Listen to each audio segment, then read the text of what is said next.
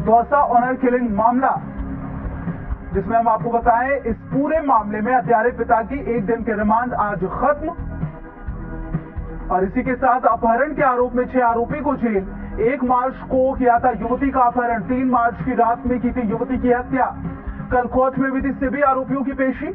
आपको बता दें, पुलिस ने आरोपी पिता शंकर सैनी सहित अपहरण में शामिल 7 लोगों को किया गिरफ्तार। अपहरण और हत्या के केस से जुड़े इस पूरे मामले में युवती की मां भी शामिल थी। पिता ने बेटी की शादी जबरन दूसरे युवक से कर दी थी, जबकि युवती अपने प्रेमी के साथ शादी करना चाहती थी। तो शादी से नाराज युवती अपनी प्रेमी के साथ फरार हो गई थी। युवती और प्रेमी ने हाईकोर्ट में याचिका लगाकर सुरक्षा देने की याचिका दी थी। कोर्ट ने पुलिस को सुरक्षा देने के निर्देश दिए थे, लेकिन इसके बावजूद युवती के पिता जबरन अपने साथ बेटी को ले गए और मौत के घाट उतार दिया। ये पूरी घटना कई सारे सवालों को भी खड़ा करती है। 3 मार्च को पिता ने बेटी की निर्मम हत्या कर दी।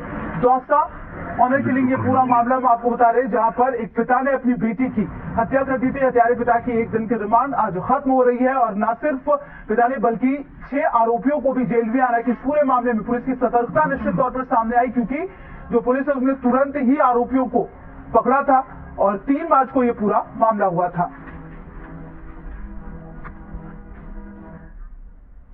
दौसा में हॉरर किलिंग का मामला जिसने भी सुना हर कोई दहल गया। क्या कोई बाप ऐसा कर सकता है? क्या समाज में अब भी बेटियों को अपना फैसला खुद लेने का हक नहीं है? या जात पात की सामाजिक व्यवस्था इस तरह के विकार को पैदा कर रही है? जी मीडिया ने खुद इस मामले को लेकर दौसा की बेटियों की राय जानी। सुनिए क्या कहती हैं दौसा की बेटियां।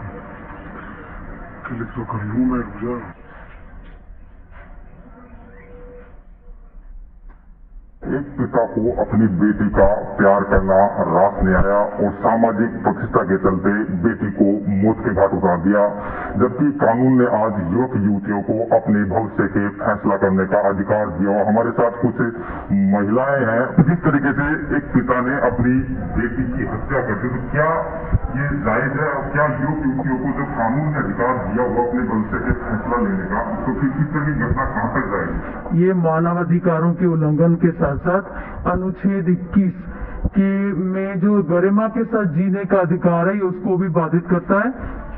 राष्ट्रीय एकता, करुणा, राष्ट्र में सद्भावना, एक दूसरे समुदाय के भी उसका भी एक तरह से असम्मान है। एक प्यार किया था, गुनाह नहीं किया था, समुदाय से भी हर समस्या का समाधान हो सकता है, लेकिन हत्या जैसा एक अपराध कहां तक जाएगा? बिल्कुल मैं इससे सहमत हूँ। ये एक जघन्य अपराध है। एक पिता एक पुत्री के लिए सबसे बड़ा साया होता है और वो उसको हर तरह से प्रोटेक्शन देता है। ऐसे में मैं ऐसा सोचती हूँ कि पिता को शादी से पहले ही अपनी बच्ची को सुनना चाहिए था। आज में इस तरह की जो घटनाएं हैं वो समाज को कलंकित करती है, हमारी संस्कृति को कलंकित करती है। साथ ही साथ पिता और पुत्री का जो रिश्ता है उसको भी वो कहीं ना कहीं कटघरे में खड़ा करती है। मैं ऐसा मानती हूँ कि माँ और बेटी के बीच में एक मित्र वाला रिलेशन होना चाहिए, फ्रेंड होनी चाहिए। सबसे प्रथम जो फ्रेंड होती है वो माँ ही होती है, तो माँ को उसको समझाइश करनी चाहिए थी। माँ का भी था कि परिवार समाज अपने पति के बीच के साथ दबाव में होगी, इस कारण से उसका इसमें साथ हो गया होगा, वरना अंदर से उसका साथ नहीं हो सकता। उसका साथ अंदर से तो अपनी बेटी का ही होगा। तो माँ की भी गलती रही है कि उसको अपने पति को रोकना चाहिए था, इसमें साथ नहीं देना चाहिए था। मैं समाज में यही मैसेज देना चाहूंगी कि इसमें चाहे पिता है या पुत्री है, दोनों में पेशेंस होना जरूरी है। अगर पुत्री चाहती थी किसी और से शादी करना तो पिता को उसकी बात धीरज से सुननी चाहिए थी। सबसे पहले तो ये पिता ने जो भी कदम उठाया उसकी मैं कड़े शब्दों में निंदा करती हूँ कि पिता पिता ही होता है, उसको इस तरह का जघन्य अपराध नहीं करना चाहिए कि वो बेटी थी। ये समस्या क्यों आई? जी मेरे हिसाब से कोई संवाद की कोई कमी रही होगी, वो समझा नहीं पाए होंगे कि उनकी बेटी या बेटी की भावना को वो नहीं समझ पाए होंगे। तो हमें ऐसा प्रयास करने चाहिए कि हम समझाएं, बच्चों की भावनाओं को समझे कि वो क्या चाहते हैं। पुत्री के लिए साया होता है तो माँ पुत्री के लिए छाया होती है।